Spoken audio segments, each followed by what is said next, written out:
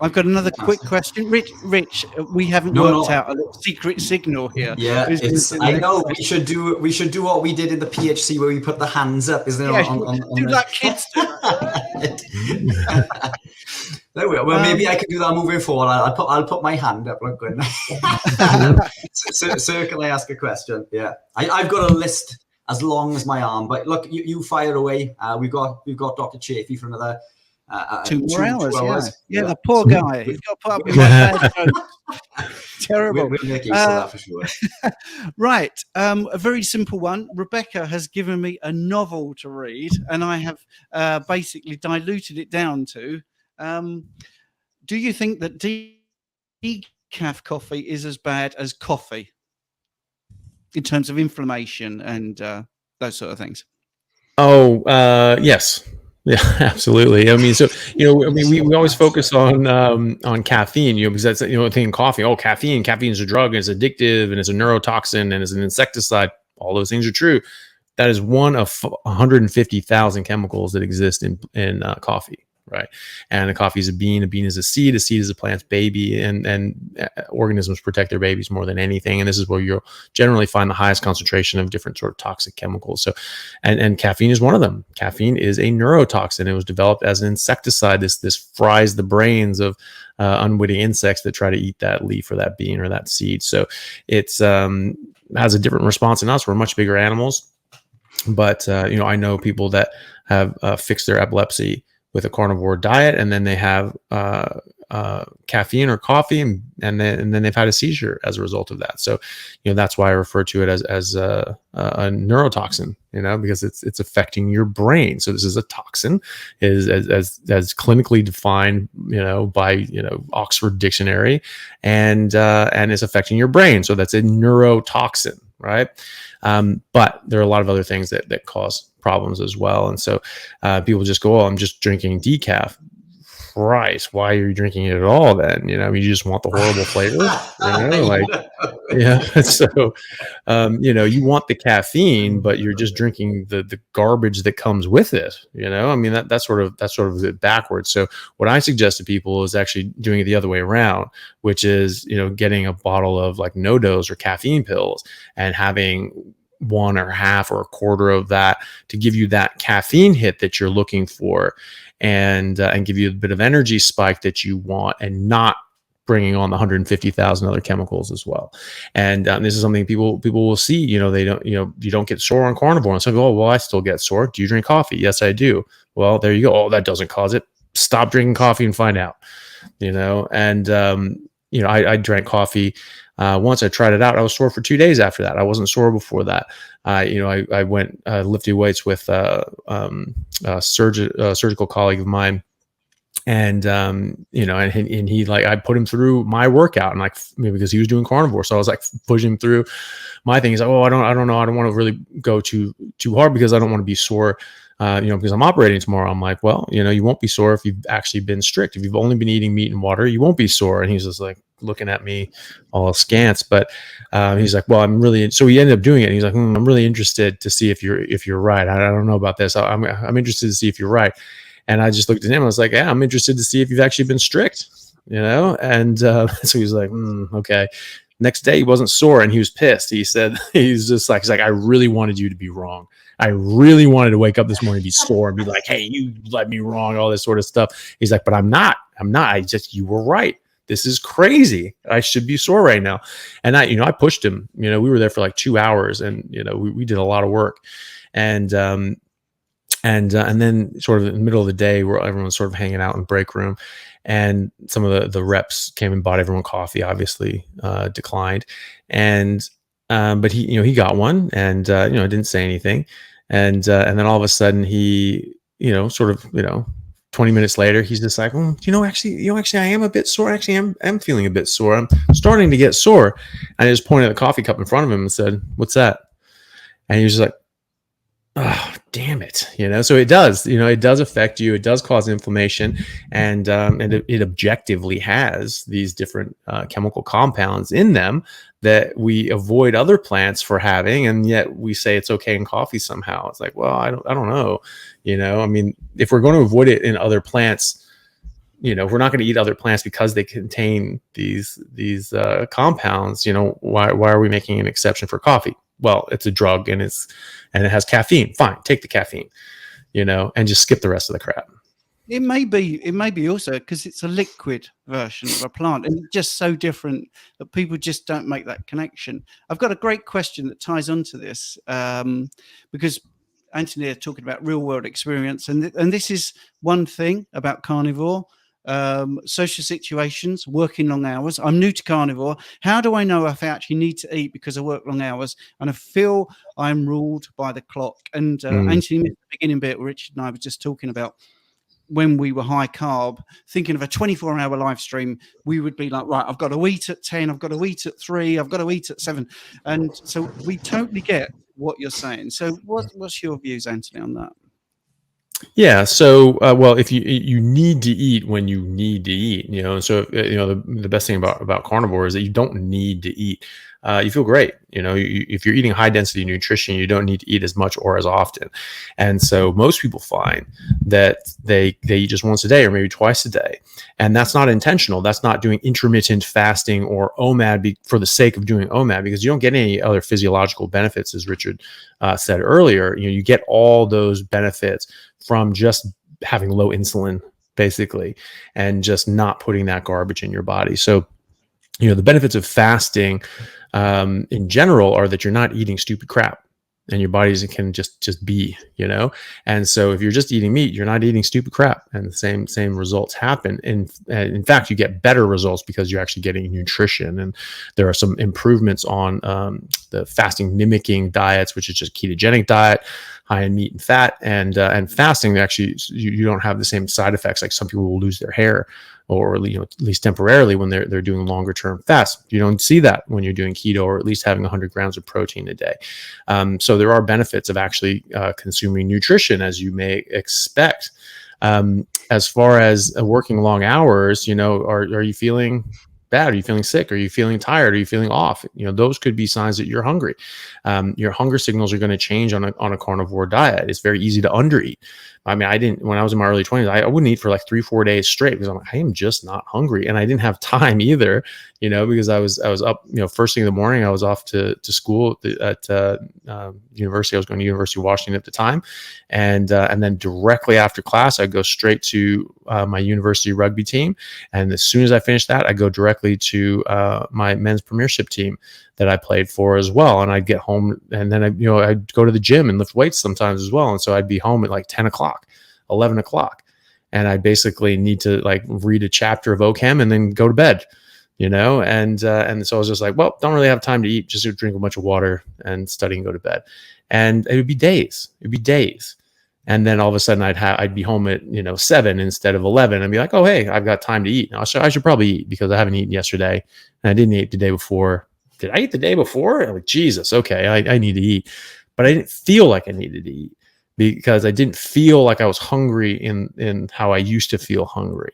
But I was definitely hungry. Now I know my hunger signals. You have to relearn your hunger signals. So try to eat once a day. If you don't feel you need to eat, if you don't feel you're tired and out of it, don't eat. If you are feeling a bit tired, if you are feeling a bit out of it, if you are getting like carb cravings, bread smells really good, ask yourself, is this what hunger feels like? Try eating some meat. If it tastes good, keep eating it. Keep eating it until it stops tasting good. If you're eating during the day and you eat until you're full, you can get a bit lethargic naturally. You just go into a rest and digest mode. A lot of your blood goes to your digestive tract as opposed to your brain and your muscles, and you'll just get naturally tired. So that's why I tend to eat my big meal at the end of the day. And if you do that, you'll generally find that you don't need to eat during the day. If you're working out a lot and pushing yourself and you're already at a lean body mass, then you might have to eat twice a day. You may not be able to get enough in one sitting. So you just have to listen to your body. You have to relearn your hunger signals. And I think a big part of that is just going by how you feel, getting cravings, and then just how meat tastes. If it tastes good, you're hungry. If the steak doesn't taste good, you're not hungry. I don't care who you are. And I would just go by that. If you're going throughout your whole workday and you feel fine, you're fine. Just make sure you get enough after you're done with your workday. Rich? Did you want to add anything to that? No, I agree with everything. Just to circle back to one of the points we made with the coffee in the previous comment, a compound called acrylamide, which is created during the roasting process, is responsible for a lot of the inflammation in coffee. So yeah, acrylamide, which is a known carcinogen as well. So and another reason to avoid decaf coffee. In regards to eating windows and things, yeah, I do it intuitively. I think goals are important. A lot of people get stuck into the circadian rhythm, so they eat at specific times of the day. The issue with this is that the body will release ghrelin about 10 to 15 minutes prior to your usual meal time.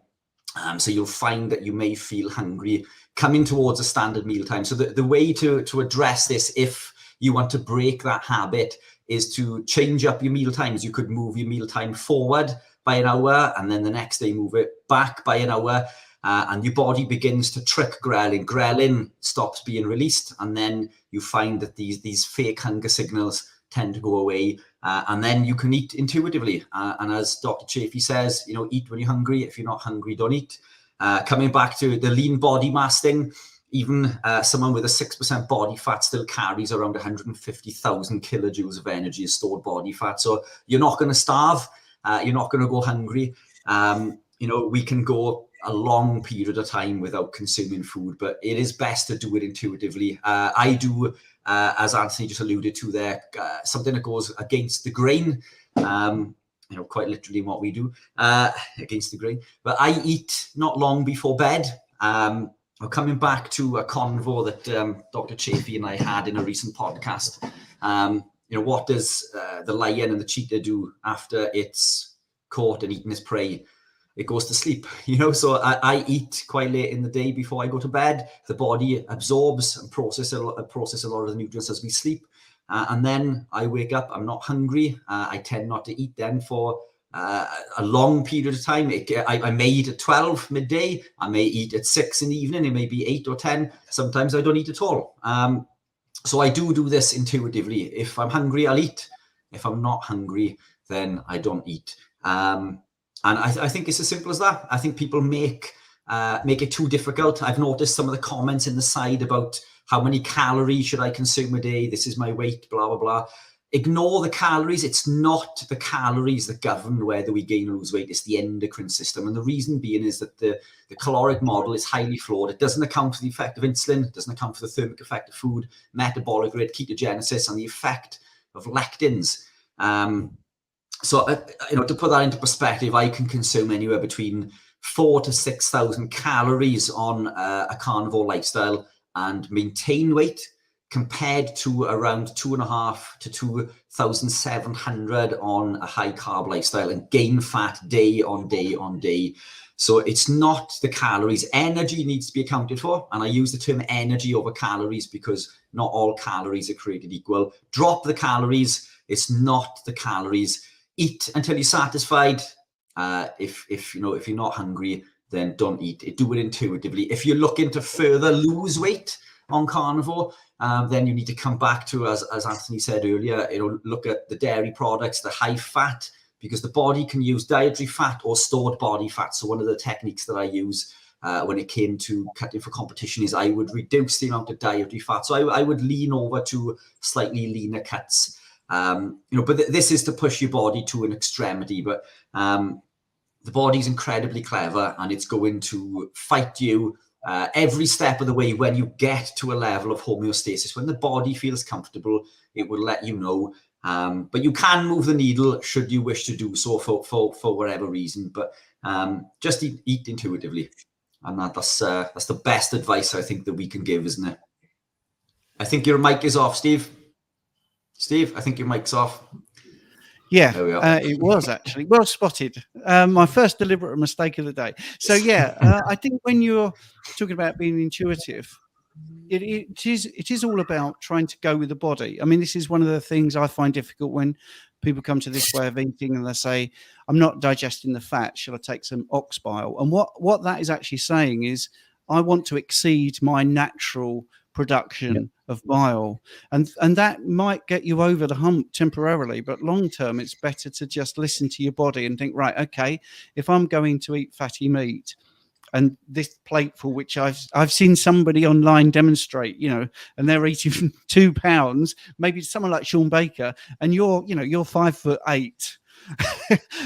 You're not going to eat that amount of meat. You don't need that amount. So be intuitive, but don't be suckered into you've got to eat X amount of protein, X amount of fat in this ratio at this time. Because as Rich said, actually, when I first met Rich, and by the way, I'm going to give you a plug, Rich, because your YouTube channel that needs more subscribers, because you're an absolute font of information that is amazing. And I was really and I admit when I don't understand or know something, and I've never heard somebody actually talking about eating just before going to bed and it being a good thing for him. And this is it. There's no right or wrong way. And I guarantee the 3 people on the screen now all eat differently, but probably all get about the same results, feel amazing, not craving for stuff. So just try and listen to your body a bit more. Sorry to give a little bit of a preaching moment there, but just listening to Rich, he's full of great information, and sometimes you can get a really quick answer from him. But if you want a longer answer, go to his YouTube channel, and it's gold dust. It is absolutely amazing, right? So we did have another question. Just the reason I trying to be clever here and segue into these questions, you see. So we got someone here. I've been tracking macros: 70% fat, 24% protein, I'm assuming, 6% carbs. Do I need to change my macros? So I might have preempted the answer there, but what do you think, Dr. Chaffee? Well, I think it depends on where all those are coming from. Those are some 6% of carbs from plants, then change your macros, get rid of that crap. If it's glycogen from liver, don't worry about it. If it's lactose from dairy, change your macros. So for optimal, right? So this is when we talk about this, we're talking about the absolute, what we think is the absolute gold standard. This is the best way to do it. It's not the only way to do it. It's not the only way to be healthy, and it's certainly relatively healthy as compared to, if you're eating a bunch of, processed foods with seed oils and garbage, or even being a whole food vegan or vegetarian. This is going to be much better. Even in that spectrum, it's going to get just better and better and better. But so what we talk about, we're talking about optimal. We're saying, hey, look, this is the mark to shoot for. And, if you don't quite get there, if you're just in that ballpark, you're still going to get improvements. It's not an all or nothing thing. Everyone's going to be different. You need enough fat, you need enough protein, you need no carbohydrates whatsoever. Your body will make all of those, and there's no such thing as an essential carbohydrate. So as far as 70-30 fat to protein is roughly gram for gram fat and protein, right? So 1 gram fat, 1 gram of protein, that roughly shakes out to 70% calories from fat. And that's fine for a lot of people. That's a mark to shoot for. But again, getting enough fat, enough protein, listening to your taste, that tastes good. Oh, I like a little bit fattier. That tastes better to me now. Well, your body needs a bit more fat. And that can change, depending on what you're doing, depending on your activity level, depending on how much, excess, body fat that you have on your person, and how much you are exercising. You are going to change the amount of food and nutrition that you need. So you can aim for that, aim for gram for gram fat and protein, and then adjust. If your body is wanting more fat, give it more fat. I think that going by our stools is a really good way of doing that. Something we alluded to earlier for those that were on at that time. If your body's going to have a limited capacity to absorb fat, and I think that's also why you don't want to, because of the bile that you have. I think that's also a good reason not to take ox bile, because your body didn't make a mistake on how much bile that it made. It made a specific amount of bile because it wanted a specific amount of fat. And if you're forcing it to absorb a lot more fat, that's going to be too much fat by definition, because it's more fat than your body is asking for, right? And so unless you're in this very special situation where something weird is going on, maybe you don't have a gallbladder and you're at a big meal and you just want to eat that big meal right then, fine, but that's not going to be ideal. But your body's made a specific amount of bile because it wants a specific amount of fat. And so if you're not eating enough fat, then your body's going to absorb every ounce of that fat, and none of it's going to get over into your stools. You're going to be very constipated. You're going to get very dry, hard, difficult to pass stools, and that's why. So if you eat enough fat and then some, so where there's that spillover, that overflow valve, your body not being able to absorb fat, you're going to have softer stools. And so at least then you're saturating your body's ability to absorb fat, and you're not getting way overboard because you're not getting diarrhea, right? And so I think that's what you want to aim for. So if you're eating 70-30 gram for gram fat and protein, and you're finding you're having dry, hard stools, well, your body's wanting more fat. You're making a lot more bile than you're bringing in fat. So increase the fat, add a bit more fat, get fattier cuts, and do what you have to do to sort of get that up to the point that you're not getting dry, hard, rocky, pebbly stools, and see how you go. Or it could be that you're getting loose stools and you're not drinking coffee, you're not using artificial sweeteners. Those are all laxatives, right? So that'll throw things off. But let's say you're getting diarrhea at that. Okay, well, maybe your body doesn't want as much fat, and so on. And then Richard could probably talk more about this. But if you're doing something very specific, like trying to cut down to really low body fat percentage when you're getting ready for a competition, maybe you switch up your macros then too. But I think that'll be individual as well. But either way, if you're just a normal person and you're just trying to optimally feed your body, then you just need to you can aim for that mark, but then adjust for your own person. You need to get enough fat, you need to get enough protein, and that's going to be different for everybody in their individual state, whether they're gaining, losing, trying to stay the same, or their body wants to stay the same, or they're working out a lot or exercising a lot or not. So it's going to be different for everyone. That's a mark to shoot for. That's great. And then you have to adjust for your own particular set of circumstances. Rich? Love that. Yeah, totally agree. Nothing to add, to be honest. I think, I don't track. I eat as nature intended. I eat foods, that nature provides to me. Nature gives us this perfectly packaged present of combination of protein and fat. And that's how I eat. Everything that we consume in nature contains protein and fat. An egg is almost equal quantities of protein to fat, around 6 grams of protein to 5 grams of fat. Depending on the size of the egg. Obviously, chicken breast with the skin on is protein and fat. Steak, every cut of steak is protein and fat. This varies depending on cut. But I eat as nature intended. And as Dr. Chaffee says, that it is goal dependent. If you're looking to lose weight for a specific reason, then I'd gravitate into lowering the dietary fat ever so slightly. But just remember, the fat is essential. We need fat. It's essential for life. We need saturated fats and cholesterol. Cholesterol is imperative for life. It's essential for cell formation, cell communication, nutrient absorption, nutrient transportation, the production of hormones. It's essential for healing.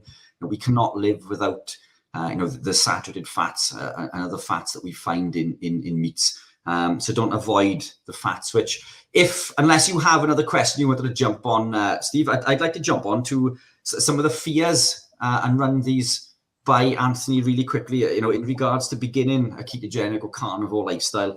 I mean, some of the fears that crop up are, what about the saturated fats, and its effect on my cholesterol? What about the lack of grains and fiber within the diet? And should I be consuming these seed oils to help lower my cholesterol level? And what about meat causing cancer? These are all the fears that I get thrown at me on a daily basis. Now, we're all well versed in the answers to these, but I think given that we've got in my opinion number one in the world in the carnivore space let's tap into his knowledge. What would your answers be in regards to these fears? Cholesterol I think is the biggest one, and within the community, I mean, we know that it's laughable, but for anybody new, this is the biggest feared factor, isn't it? Yeah, it is. Yeah, well, no, absolutely. And, it's like, do you want to, take a bunch of seed oils and linoleic acid and all these sorts of things, because seed oils are very high in linoleic acid. So that's what you're getting. But you get want to see some unsaturated fat and replace the saturated fats with that to help your heart. Well, there's a randomized controlled trial, with thousands of people where they did just that. They supplanted the saturated fat with polyunsaturated fats, and which are predominantly from seed oils, and those are predominantly linoleic acid, and it did indeed lower LDL cholesterol, and it did indeed kill more people. More people died of heart attacks and strokes, and had more cardiovascular events in the treatment group, where they gave them a bunch of unsaturated fat and lowered their LDL. So no, that's not what you want to do. You definitely don't want to do that. Saturated fat is not, and has never been, a risk factor for any disease, let alone heart disease. The Journal of the American College of Cardiology actually published that position statement in 2020, and they published a large literature review where they looked at all the best available evidence, the randomized controlled trials, the meta-analyses, all the highest tiers of evidence, and they found that there was no association between increased saturated fat intake and heart disease. None. Did not do it, right? And so, in fact, they found an inverse relationship between saturated fat consumption and stroke. So if you eat more saturated fat, you have a lower risk of getting a stroke. And if you eat less saturated fat, you have a higher risk of getting a stroke. There was just a recent one off. I really wish I remembered the author's name. Just published this thing recently. Anyway, it was an opinion paper, but published in a large paper. I want to say BMJ. I'll look it up, but anyway, so he was talking about how this is basically the new sort of guidelines on saturated fat and what to eat, are basically all they are is to promote pharmaceutical sales. That's really all it is, and it is not actually to help and benefit health. And he was just saying that this is actually ridiculous. That we're vilifying saturated fat and cholesterol. I mean, the jury's out at this point. I mean, the decision has come back. This stuff is not a problem. This does not cause harm. And now they're saying that 50% of people over the age of 40 should be on a statin. Well, I bet the statin companies are saying that 50% of people should be on a statin. I have no doubt in my mind that they feel very strongly about that. Well, I feel very strongly in the opposite direction, that you shouldn't need a whole bunch of medications to be healthy. In fact, that is antithetical to life on Earth. Life on Earth is healthy and robust and lean and dominant, and we are the most dominant species that's ever existed. Now we can dominate because we've got a foothold, right? And we have all this technology, and we're not going to go anywhere unless we blow ourselves up. But it took some hard yards to get to where we are, right? So that's and why is that? Is that because we're all just fat, sick, and diabetic, and dying of cancer, and had all this heart disease at at early ages because we just didn't have the miracle of statins 30,000 years ago, and so just everyone was just in pieces, and just having just rotting colons and things like that, and just cancer all over the place. That's just nonsense. It's absolute nonsense. Cancer is a disease of civilization. Period. It does not exist in the more primitive tribes and things like that, where they don't eat all this crap that we eat. In fact, Vilhjalmur Stefansson, who wrote The Fat of the Land, lived with the Inuits for 12 years, a professor at Harvard. He actually wrote many books. One of them was called just that: Cancer is a Disease of Civilization, I think it's called. And he's just arguing, hey, this doesn't happen if you just eat real food. You're not eating this processed crap. You're not eating a bunch of plants. Just eat meat, fat and meat. That's what you need to eat. And we're seeing this with Otto Warburg's work, Nobel Prize winner in cancer research. And he just said, hey, this is a mitochondrial disease. This is dysfunction of the mitochondria.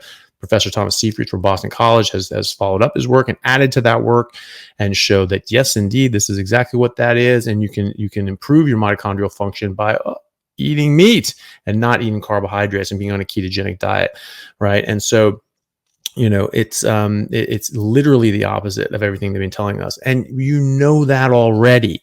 You don't need a study to tell you that. Why? Because we've been getting these stupid guidelines Since 1977, they were saying, you know, fat's bad, meat's bad, cholesterol is bad, stop eating all of that crap. And we reduced that, increased fruits and vegetables, and everyone's gotten fatter and sicker. The more we listen to these assholes, the worse we get. And then you have millions of people around the world that are pulling back and being like, nope, not doing that crap. And they're going carnivore, they're going keto, and they're getting healthy. And they're, oh, better not do that. Oh my God, you better watch out. Yeah, I bet. You know, because that's gonna affect people's bottom lines, and you really don't want to piss people off. You know, you mess with their money. That's the best way to piss them off. No, it is just ridiculous. You know, you improve all your markers, you drop your CRP goes down, you're not anemic anymore, your blood markers all improve, your B12 goes up, your magnesium and zinc go up, your testosterone is going up, your growth hormones going up, you know, your HbA1c is going down to normal, your fasting insulin is normal, all these markers are improving, your antibodies for your autoimmune disease have gone away, and they're saying, oh, you better stop that. Oh, that's dangerous. Like, yeah, you're out of your mind. Like, what did you just see? You just saw someone improve their health dramatically in ways that most doctors will tell you cannot happen. You know, I had people try to threaten to, like, report me because I was showing people studies, peer-reviewed studies in the peer-reviewed literature, randomized controlled trials, interventional trials, a whole bunch of different sorts of studies and trials on different diseases, and just like these can be dramatically affected. There are thousands of studies on ketogenic diets now. It's very, very, very strong, very high level evidence, and high fat, meat based ketogenic diets, and people are improving and they're getting better and they're reversing diseases that people say cannot be reversed, and yet we've been reversing them for 100 years with dietary interventions, namely a carnivore diet. So Dr. Salisbury in the 1800s was curing rheumatoid arthritis, tuberculosis, gout, Crohn's, Lyme disease, reversing these things and fixing people by putting them on a pure red meat and water diet, because he noticed this long before processed foods were around. He noticed that people that were just eating more plants and grains were getting diseases other people simply weren't, and especially like with the Native Americans in the 1800s, they were the healthiest population on earth. They were also the tallest population on earth, and they were routinely living to be 115, 120 years old, routinely by their own records. And so people discount that. I don't. And Salisbury didn't either. He found these people were healthy as hell. And when you were putting people on their diet, which is just red meat and water, they were just doing buffalo drops and just scaring buffalo over the cliff. And they were eating that for the rest of the year. And, that people were improving dramatically. And people kept doing this. This was said in different circles. It was the first fad diet. People followed this for decades. It was very, very popular for a lot of people. It got a lot of people very, very healthy. Then you have the artificial food companies like Kellogg's, one of the first, pushing the Seventh-day Adventist narrative that plant-based eating is more holy because meat causes lustful feelings, and lust is a sin, and therefore meat is a sin, and you have to stop eating. That is the honest-to-God origin of Kellogg's cereals. They tried to suppress people's hormones and health so that they didn't want to have sex as much. That's insane. That is someone who is crazy and is trying to force his will on other people, and their mission statement is still out there. That's what they're putting out, this toxic crap in order to make people less healthy so that they don't jack off. Like, I swear to God, that is what Dr. Kellogg was all about. And that's why he pushed all this stuff. And the Seventh-day Adventist church, pushed all this stuff as well. And they're still pushing it. And they run the nutritional curriculum. They have people everywhere on every board. Walter Willett from Harvard, he's like the main sort of nutritional researcher there. He's a Seventh-day Adventist vegan. I wonder what kind of studies he's going to come out with. But even then, there was 100 years post Salisbury where there was studies and papers and experiments and books, just dozens of books by dozens of different doctors and researchers, Stephenson, Wilhelmer Stephenson, but many others. As recently as 1975, there's a book by Dr. Vogtland, and he was a gastroenterologist, and he wrote a book called The Stone Age Diet. And he basically argued that humans are carnivores. Here's the evidence for that. Humans are apex predators. We have been for millions of years. Like, that's a fact. And apex predators don't eat they don't graze. They don't eat salads. They eat meat. That's the definition of the term, right? Is that apex predator, you eat all the things below you on the food chain, which is everything if you're at the apex, right? And so, he wrote that, and he argued that basically, all the diseases that he treats in gastroenterology don't need to exist if you don't eat plants. Basically, if you just eat meat and you don't eat plants, you don't need him as a profession. You don't need gastroenterology as a profession. You don't need most medical specialties at all. And and I fully agree with that. And I want to get back to that state where people are much more healthy. The cancer thing, that's just garbage. That the WHO in 2015 came out and said that processed meat is a likely carcinogen, or is a carcinogen, but low level. And so, so it was a class 1 carcinogen, but they put a ranking number of relative risk factor next to it. I think it was 6. And they said, it's the same category as cigarettes and plutonium. Oh my God. Well, first of all, are cigarettes the same as plutonium? Idiot. Then why are you not seeing that, right? Why are you not seeing that this category is a broad category, right? It has a wide range of what is carcinogenic or not. They're like, oh my God, processed meats is the same as cigarettes and plutonium. Well, that means that cigarettes are the same as plutonium, and no one in their right mind is saying that, right? And so, the relative risk factor, next to processed meat was 6. The relative risk factor next to cigarettes, something like 340,000, right? Not the same. And then the risk factor next to plutonium is 8.6 million, right? Okay, so this is not the same. These are not the same things. Anyone who suggests they are it is a fraud, and is someone who's trying to sell you something and convince you something is ideologically driven. And also, what are processed meats processed with? It's not other meat. It's plants, it's sugar, it's seed oils, it's, artificial ingredients and all that sort of garbage, so that's not the meat's fault. There's nothing inherent in meat that's a problem. And even the WHO said, well, red meat is a probable carcinogen. Name one thing in meat that has ever been shown to even to increase risk of cancer. And there's all these theoreticals. It's just like, no, you have not proved anything. And so, the main thing with that is that panel, that was a panel decision. That wasn't like, all the best scientists in the world. This was a bureaucratic decision. And the administrators at the WHO just decided this. There were other people on that panel, and there were other people that completely disagreed with that decision to classify these things in that manner. And they said that this was fraud, that this was bullshit. One of them, I can't remember the man's name, but he said that it was the most painful thing he's ever had to experience in his professional career, because he saw people, purposefully throw out very high level pieces of evidence. So there's this hierarchy of evidence, right? So there's randomized control trial, and then meta-analyses of randomized control trial. You can have meta-analyses of epidemiological garbage, and that's garbage in, garbage out. So that's not useful. But randomized control trials, like well-designed randomized control trials with a lot of large populations, and then meta-analyses of those, that's the highest level. So they had these things, and they had high-level evidence, and they threw those out because they said that, there's absolutely no relationship between, meat consumption and cancer risk. Just absolutely none. And so they threw those out because they went against their narrative, and they kept in studies that were very weak, very poor epidemiological studies that were absolutely garbage, horribly done and designed. The things that they said that they said, when you eat less meat and you eat more fruits and vegetables, that cancer rate goes down, and not even that much. Like a very, very, very small fractional reduction in risk. And to the point that it's just like, it's not statistically significant when you're talking about epidemiological studies that have so many confounding factors. One of those confounding factors, which was actually intentional, was that they lumped in processed foods with meat, because sometimes there's meat in the ingredients of processed food. Therefore, because pizza sometimes has toppings that are meat, therefore pizza is meat. And so you reduce the amount of pizza you eat, you're reducing the amount of meat you eat. Oh, when you reduce meat, people get better. Oh, no wonder. I'm sure they do.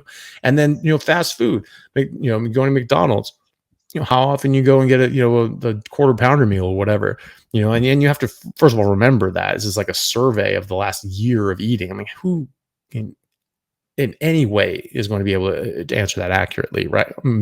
Steak, that's everyday steak, right?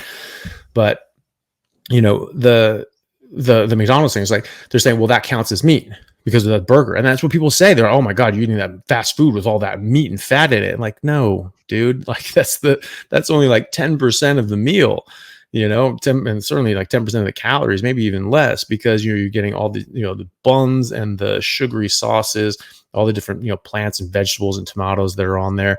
But then you're getting, potatoes deep fried, and it used to be trans fats. Now it's seed oils, which is, nearly as bad. And then, a giant drink with a bunch of sugar or a bunch of noxious chemicals that kind of taste sweet, but really just taste like noxious chemicals. And what the hell is that doing for you? That's going to be awful. And you're calling that meat.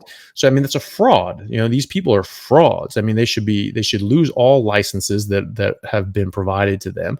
They should be sued into extinction, and they should go to jail, because they're absolute criminals. They're purposefully doing this, and it is affecting hundreds of millions and billions of people's lives. This is absolute bullshit. And, especially the WHO. So, the people that dissented have reported this and be like, this is what happened. This is bullshit. And they said, because the guys who were pushing for this, the guys and ladies and gentlemen who were doing this fraud and perpetrating this fraud on the world, guess what? Vegans, vegetarians, and Seventh-day Adventists, all of them, right? Or the majority of them, or at least people that had serious industry ties as well, because, Kellogg's pays for a lot of research. Coca-Cola pays for 11 times the amount of research on nutrition than the NIH does.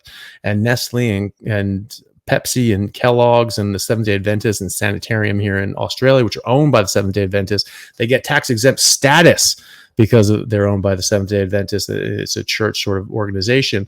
They all pump out billions of dollars in research money in nutrition to push their product. And they're absolute poison on people. It's like if Pablo Escobar was allowed to put out research on how great cocaine is, like he'd do it, and Coca-Cola is doing it, right? And so that was a fraud. The University of Washington in Seattle last year published a massive study looking at all the available literature, looked at hundreds of studies, talking about how meat is bad and meat causes cancer, or the extremely low increased risk of colorectal cancer. And they found it, and they said that these were extremely weak, lazy studies, very poor science, very poorly designed, extremely bad studies, and that there is actually no evidence that meat, and especially unprocessed red meat, confers any risk of cancer or any other disease. So this is a fraud, and I think that people should start there. They should start by investigating the fraud. They should investigate and look at the fact that this is an absolute con and crime against humanity. You can go to YouTube. You can find a lot of people that talk about this. I think some of the best reporting on this is by a lady named Belinda Fettke, who's from Tasmania, who's married to Gary Fettke, who's a great guy and has done a lot of talks in low carb space. Got into a lot of trouble because he was suggesting that his patients were actually helping his patients get better by suggesting low carb, and the dietitians said, like, you're not allowed to do that, and they tried to get his license taken away, and thankfully they weren't able to. But this is how crazy this is. You try to, as a doctor, you try to help your patients and you try to get them better, and by doing things that go against the purse strings, and they try to crucify you for it. And that's because these people are in control, and so we as the people, as the base, need to understand this and to just be like, absolutely not, because they only profit if we buy their crap, right? They make no money if we do not give them money. So we need to make sure people know that they should not give them any money, and get them to actually do something that benefits people as opposed to trying to knock them down. So people should go to YouTube and look up Belinda Fettke and look up her talks on nutrition. I think it's called Nutritional Science. How did we get here? And she has a number of talks on there. Watch all of them. They all give a bit of different information, but it's very interesting. And you look in there and you go like, oh my God, this is corrupt to the teeth, and it has been for 150 years. And you will never look at nutrition again the same way. You'll never look at nutritional sciences the same way. You will never look at these studies the same way, because the majority of them are put out by the sugar companies and the food companies. The vast majority.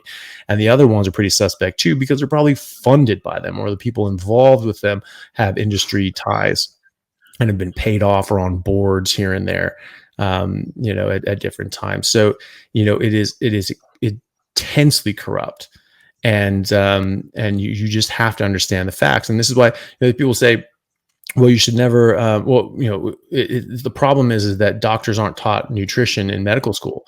Thank God they're not taught nutrition in medical school, because it's going to be coming from the same people. The Seventh-day Adventist Church sets the curriculum. They wrote the first textbook on university nutrition in 1925. It's still in print in its current edition. It's still being taught. Sally Norton, that was her textbook at Cornell University when she was getting her undergrad and master's in nutrition from Cornell, right? So it is still corrupt. It is still completely controlled. These are the puppet masters. They are the man behind the curtain. They are in charge, and they are not telling you about it. So they're not on the forefront like we are talking about this. They are 19 steps removed. They're pulling all the strings. Kellogg's is one of the largest companies in the world. It's one of those, you see the pie charts of those companies that own everything, like Coca-Cola, Pepsi, Nestle. Kellogg's is one of them. And they are insanely wealthy and extremely entrenched in every institution. They have people everywhere. And so does the Seventh-day Adventist Church, who work hand in hand with Kellogg's and Coca-Cola and Nestle and all the rest as well. So understanding that and understanding just how corrupt the system is armor. It's armor against the assault. And I encourage everyone to do that and look into that. That's a great answer. Can I try a screen share for people that are a little bit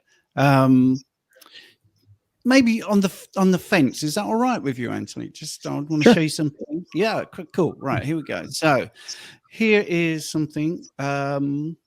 Here's a study. Let's add it to the stream. Okay, right. There's the study, and I was reading this the other day. And if you've ever seen studies like this, you can go down to the list of authors, okay, and you see this hide details. It was hidden naturally from people, okay. So I had to click to see the affiliation. There you go. Oh, Kellogg's. Now that study, without clicking on that, is quite convincing for people, and I've actually seen this quoted quite a few times when we talk about skipping breakfast. I'm not recommending skipping breakfast.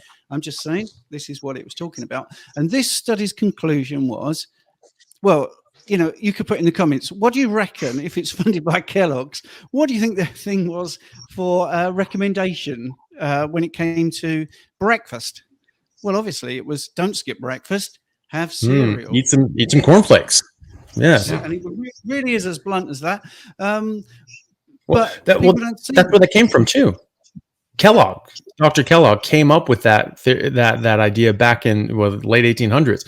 He said, breakfast is the most important meal of the day. You have to start off strong and eat Kellogg's cornflakes. That's the most important thing, the most important way to start the day. That's where that came from. People often didn't eat breakfast back then. They were like us, they ate actual nutrition, and they would eat later in the day. They'd wake up, they'd get going. Now, no, breakfast is the most important meal of the day. Oh, you got to eat it, but you got to eat my thing, and it's absolute garbage. Yeah, I agree. While we're on the sharing side, Stephen, can I share this end? This is, I believe, one of the studies that you were mentioning about the cholesterol. So this is the study on the BMJ that covers 68,000 participants. And this was to investigate the relationship between high LDL and all-cause mortality. And as Dr. Chaffee says, the results showed an inverse association representing 92% of the participants. In other words, the lower your LDL, the higher your risk of death. This is a study on the BMJ. This is a massive study. This is no coincidence. Cholesterol is essential. And I just really quickly share something else, which is, this is one of the presentations that's available on my YouTube channel. But this is a statement which was released in 2015 by the Dietary Advisory Guidelines Committee in association with the American Heart Association. And they deemed on their website in 2015 that cholesterol is not a nutrient of concern for overconsumption. So the people that have been telling us for the last 50 years that cholesterol is detrimental to our health have released this on their website. It's difficult to find, but it is on there. So this is from the horse's mouth, that cholesterol is not a nutrient of concern for overconsumption. And cracking presentation. This goes on for pages and pages. I think this is condensed into 15 minutes about how important cholesterol is for life. But yeah, there it is. There's two pieces of evidence there. And quickly coming back to another point that Dr. Chaffee mentioned in regards to statins. Statins lower cholesterol by blocking something called the mevalonate pathway. The mevalonate pathway is partly used for the production of DNA. So when you were taking statins, you were preventing your body from producing DNA, which is never a good thing. So statins, obviously I can't give medical advice, but in my opinion, we should not be consuming something that's preventing the body from creating DNA. Yeah, and a few other points that I wanted to touch base on there as well. I mean, we touched base on the cancer side. You know, I had a message. I don't know if she's listening today, but a fellow PHC ambassador who is vegetarian, and they are looking at basically, you know, the effect of food on mental health. She's a vegetarian, which, you know, as she states, goes against a lot of the advice of the PHC, which you know, which we are ambassadors for. But she says that there's lots of evidence which show that a no meat diet for cancer, as it's acidic, as in meat is acidic, is a good protocol for cancer and for anxiety and depression. Now I'll just put my 2 pence in, and then, you know, I'll let Dr. Chaffee jump on board with that. But in regards to anxiety and depression, again, this comes back to the catecholinergic neurotransmitters. You know, we need certain cofactors like iron, vitamin B12, zinc, magnesium, amongst others. And when we consume vegetables, we block a lot of these cofactors, which prevents the body from creating these neurotransmitters, which leads to things like anxiety and depression, which is why I used to suffer severely, I believe, with anxiety and depression. Now that I'm plant-free, my depression and anxiety have completely gone away. Now, I did, as I say, in the early days of being keto, I was consuming lots of vegetables. You know, I was following the Dr. Berg protocol. You know, I was consuming stupid amounts of vegetables per day. I still suffered. Yes, I was healthier, but I still suffered with anxiety and depression. It's only since I removed them completely. So we need to look at the neurotransmitter synthesis, the catecholinergic neurotransmitter synthesis, and regards to the nutrients that we consume that are blocking the absorption of cofactors, allowing us to process these neurotransmitters. So I don't believe that, you know, and I'm not against the vegan or vegetarian. I work with vegans and vegetarians. I respect anybody's dietary choices, but I do believe that they are misinformed. I think that the information that is out there is misinformed. And I don't believe that consuming vegetables is the best way. Being a vegetarian lacks vitamin B12. Vitamin B12 is essential for methylation. It's essential for, you know, the catecholinergic neurotransmitter synthesis. And all of these things will lead to depression and anxiety. And then in regards to cancers, you know, as Dr. Chaffee has stated many times, you know, plants are trying to kill us. Plants contain known carcinogens. Every plant, you know, in the supermarket contains stupid amounts of cancer-causing chemicals. I've worked successfully with 2 cancer patients on a carnivore-based diet. All cancer cells are fueled by glucose and glutamine, but glucose predominantly. Cancer cells are metabolically inflexible. They cannot be fueled by ketones. To me, it doesn't make sense to consume vegetables to combat cancer. One, because of the glucose content, the carbohydrate, and two, because of the other copious amounts of known carcinogens within these plants. Now, there is an argument, when we look at things like sulforaphane. Dr. Chaffee and I covered this in an earlier podcast, that broccoli contains sulforaphane, which is used in the treatment for cancers.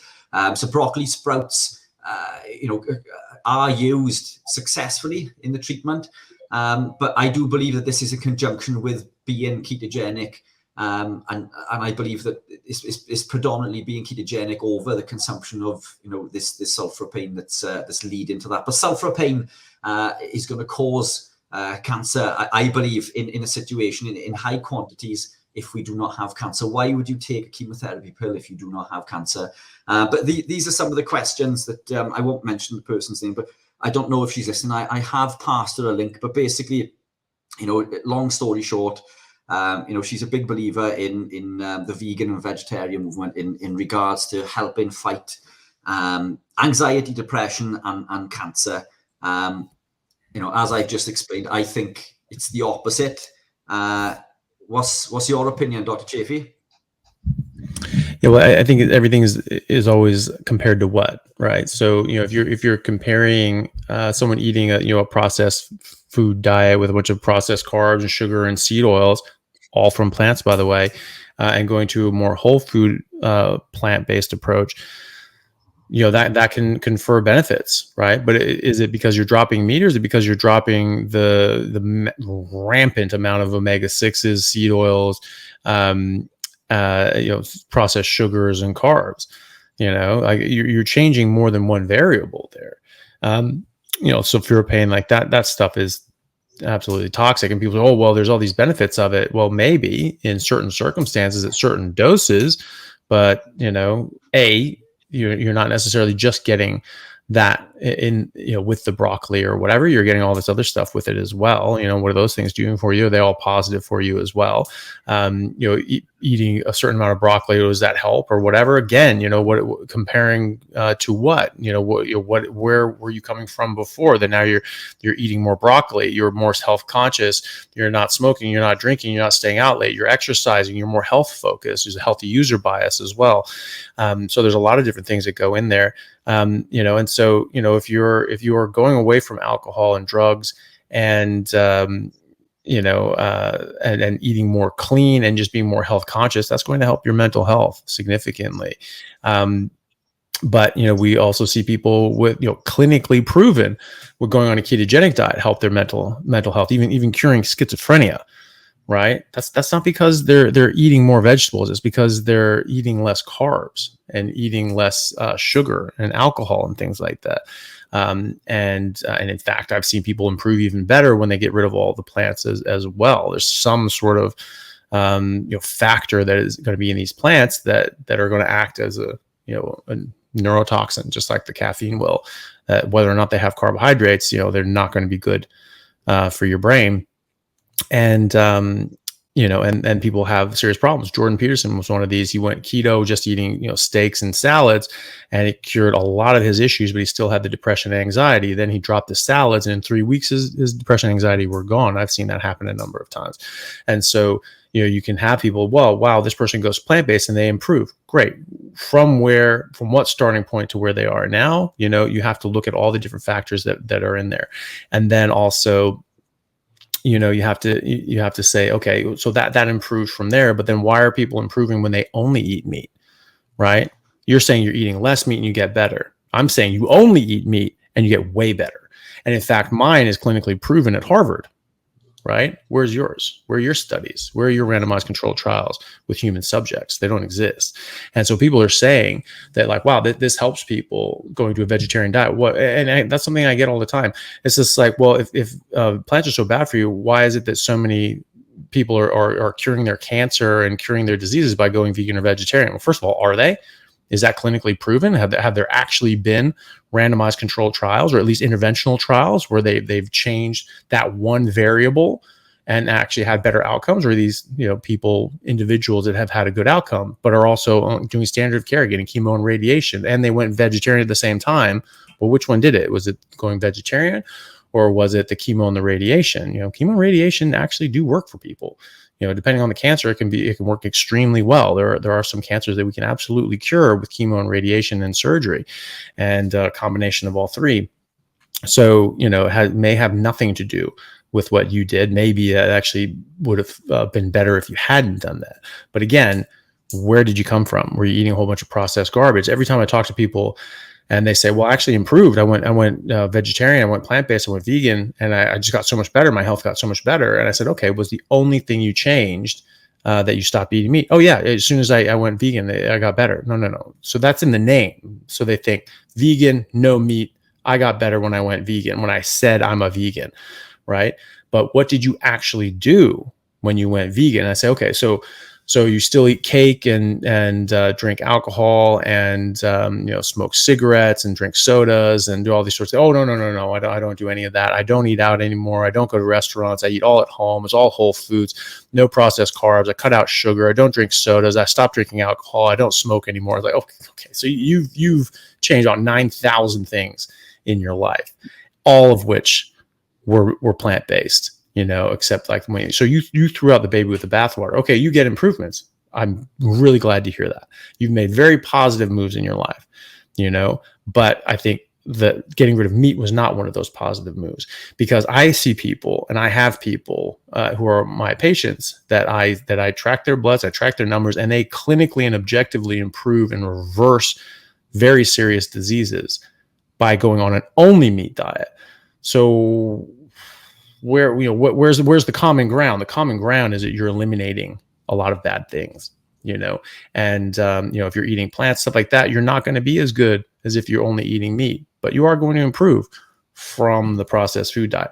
But Oreo cookies are vegan, so is heroin, right? So is that going to help people going on an Oreo cookie and heroin diet? Is your plant-based friend going to recommend that diet? Well, it's plant-based.